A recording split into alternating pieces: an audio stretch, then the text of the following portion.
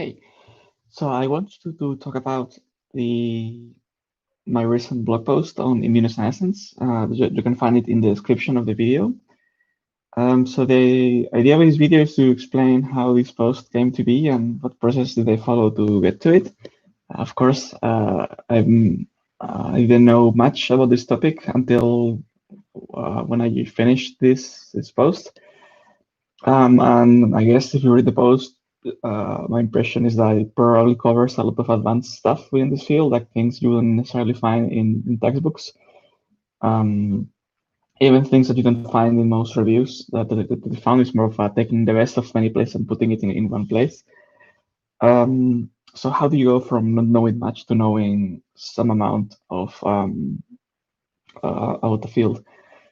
Well, first, I began by um, just defining what the topic was. In this case, it was immunosenescence, and it was immunosenescence with the aim to understand something in particular, which is the function of the thymus within the immunosenescence.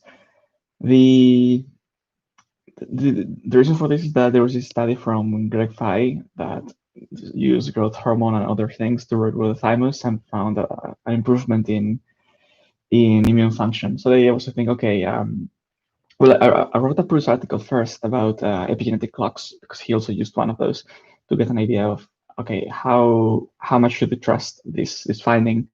But then the second part to understand that paper is to understand immunosenescence itself. What happens to the immune system when we age, and what can be done to reverse that.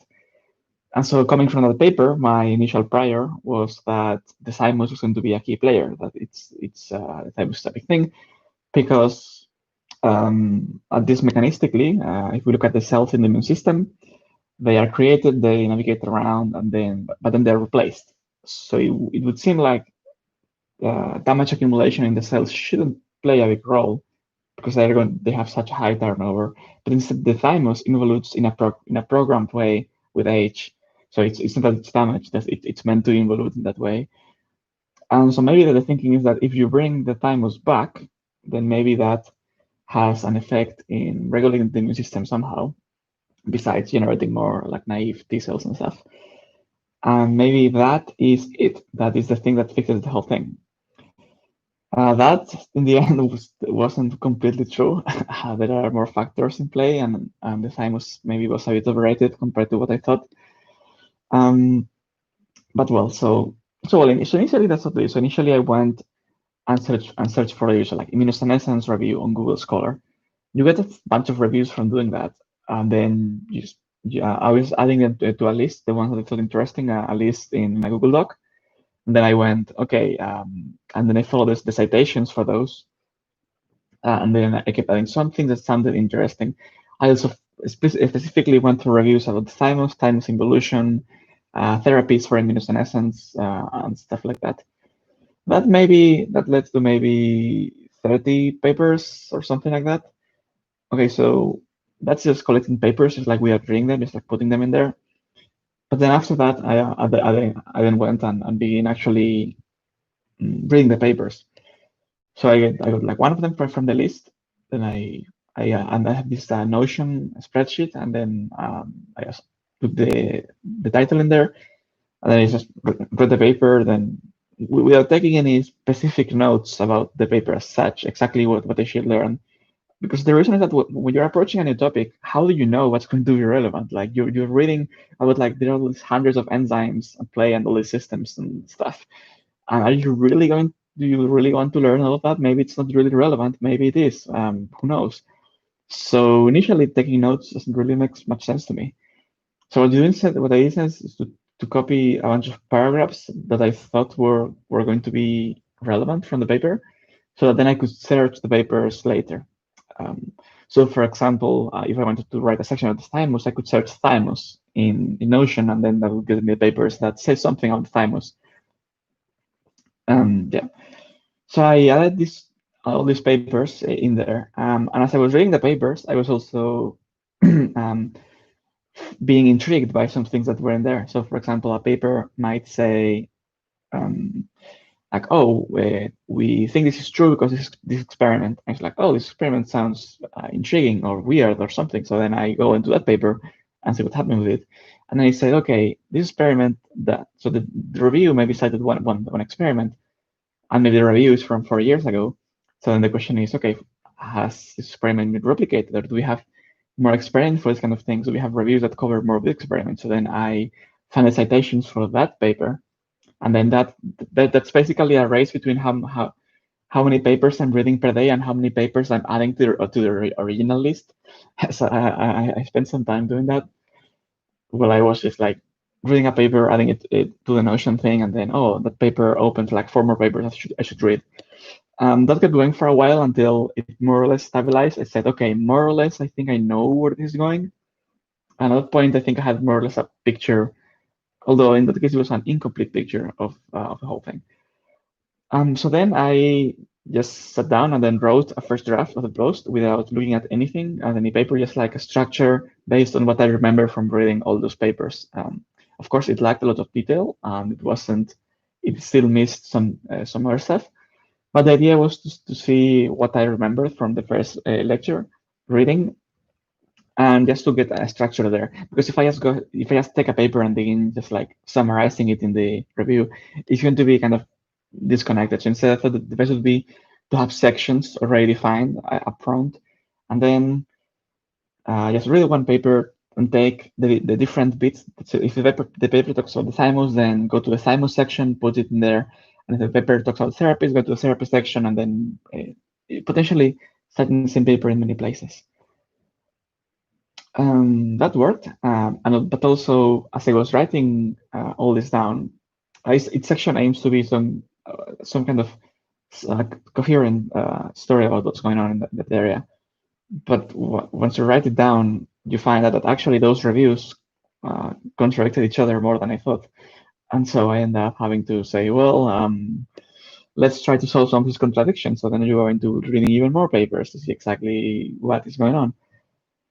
And sometimes that was possible. I think that with the cytomegalovirus section, in the end, I think I was able to see that it doesn't really matter much at the end of the day, even though initially it seemed that like it would.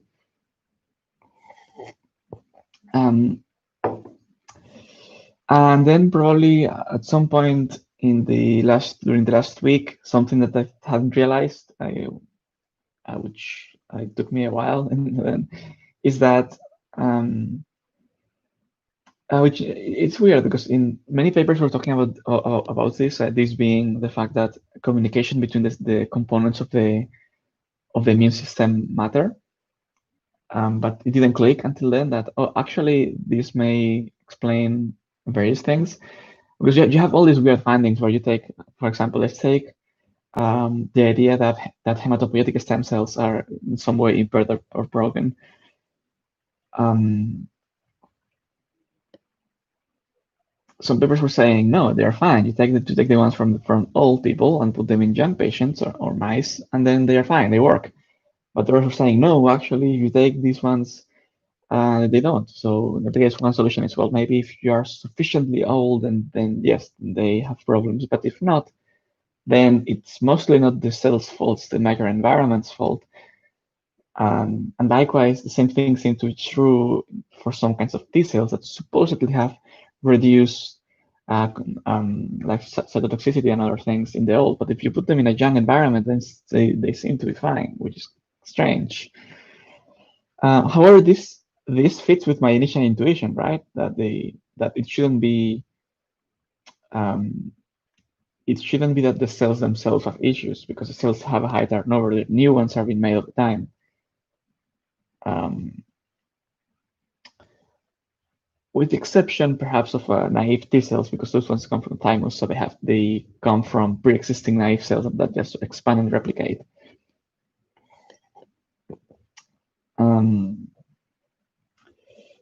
So yes, so that was the idea. So in the end, it was like a few over 10,000 or 13,000 words long, which is kind of in the same order of magnitude as the longevity FAQ I originally wrote. And I wasn't completely happy with the result, to be honest. I was expecting to be able to have a more concise, well, not concise, maybe more complete structure with everything, all the mysteries and problems sorted out, and saying, "Oh, this is the way. This is how this is going to be fixed." And I wasn't able to do that because it will take even more time to to address that. I think that I learned some things in the process. Maybe I underestimated how big this task was going to be initially. But I think that um, well, in a way, it also reinforced my belief that combined therapies are probably the way to go, and also perhaps the that it does make sense to look at aging as a systemic thing, as one thing, as in, if, for example, if I go and do a review on the decline of metabolism or inflammation or bones, that is going to probably yield relevant insights for something that, in principle, doesn't seem directly related, such as the immune system in this case. So, for example, something I didn't even conceive when I was writing this is that well, bones have nerves inside them, and some papers are pointing that uh, that the change in signaling that happens in those nerves with aging may have an impact on the structure of the bone marrow, which in turn affects hematopoietic stem cells. In the case, the brain might be affecting the immune system through the bones, and it's like, oh, well, yeah, but that didn't seem obvious at first. Another thing was the story with NAD. So NAD is this molecule that's used as to carry electrons around in the cell. And it's one of the most important molecules there is in the cell, alongside with ATP. And NAD depletion has been one of the things that happen with aging in humans and our species. Where is all this NAD going? That was one of the questions. Some people say, well, maybe it's sirtuins and PARPs. They are like repairing DNA because there is damage and stuff. But no, it turns out that it's actually the immune system. It's actually macrophages that when there is inflammation, macrophages have this enzyme called CD38 that degrades NAD. So it turns out that so, unexpectedly, if you fix that, then maybe you have also fixed the NAD depletion stuff. So um, so it may well be that if you look at that the key to solve the immune system stuff is elsewhere, and the key for something else is somewhere else. So, for example, suppose that well, also maybe over 60% of T cells are senescent cells in the elderly.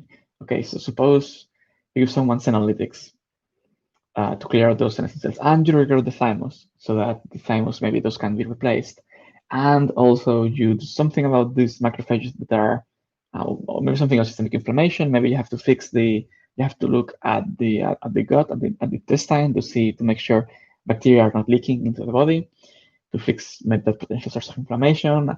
Maybe if you do all these things at the same time instead of just one, maybe you get robust effects that actually you can replicate in many studies, and that gets you like rejuvenation across the board. Because if the story about signaling is true, is that in the same way that well, culture is just made of people, like the microenvironment is just made of cells. So if you put someone in a different culture, maybe that person will change.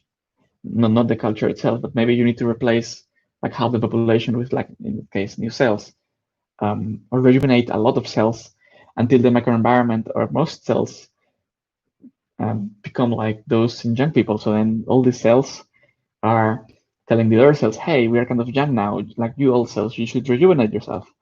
And then maybe that gets you those super cool effects that people are looking for. Um,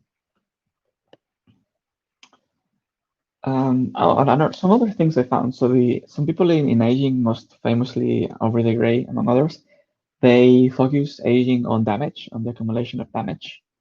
And that optic makes sense because we have a lot of damage repair mechanisms. And so I think it's important to have the optic where you point at things that say, hey, this thing, we have nothing, we have no mechanism to get rid of it. So it means that will just accumulate without anything in our body pushing back against that with no feedback. Some example will be, for example, the accumulation of so-called lysosomal junk, or like lipofuscin, which is this pigment that is made of lipids and misfolded proteins that clump together, or shortening of telomeres. Like there's nothing we can do about shortening of telomeres in by default. Like they are meant to shorten. Um, Although in that case, you could question that if it's really damage. Shortening of telomeres mostly seems like a programmed process. Like when cells divide, they are meant to shorten their telomeres by design, by the way DNA replication works. The other optic here is to say, okay, some parts of aging are not damaged, they are programmed. They are actually meant to be like that. And to be sure, I don't mean by this that we evolve to age, since it's not that nature deliberately made us age.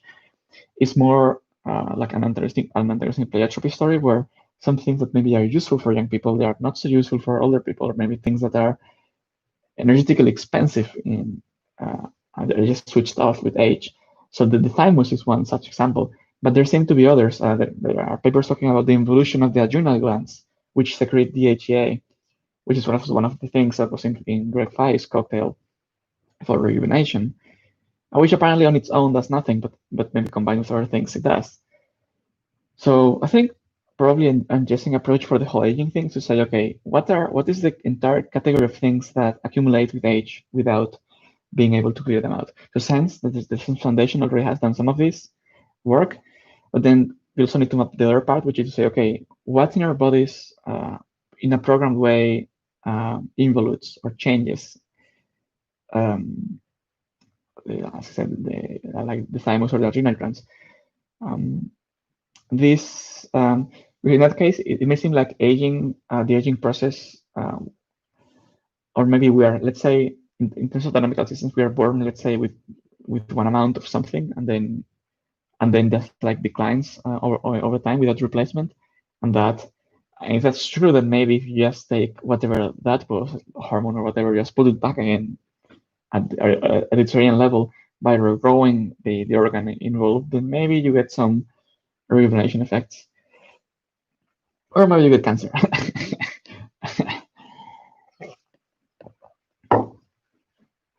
And that's another thing, that it could be that um, once you assume that the thymus, let's say, involutes, you could say, well, if the thymus involutes, then, and if you have more incoming T cells, those T cells won't be trained. And if they are not trained, then they maybe become self-reactive and get autoimmune disease.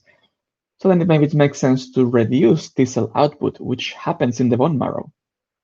So maybe those two things work together. Maybe you don't. Maybe if you just increase the number of T cells coming out, but there is no thymus, then you get more autoimmune disease or something like that. So maybe it's more of a go big or go home situation where you don't want to partially rejuvenate organs because that may lead to actually more damage. You actually want to jointly rejuvenate everything back to what it used to be. And this is an hypothesis, but one that makes sense. And what else is there to say? Yeah, I mean, I think maybe I will get into doing more of reviews of this style and looking at other thematic areas. So, for example, inflammation. What exactly is inflammation? Everyone talks about inflammation. Then you feel what is going on with inflammation? Where does it come from? Is there any therapy that just completely eliminates inflammation at source?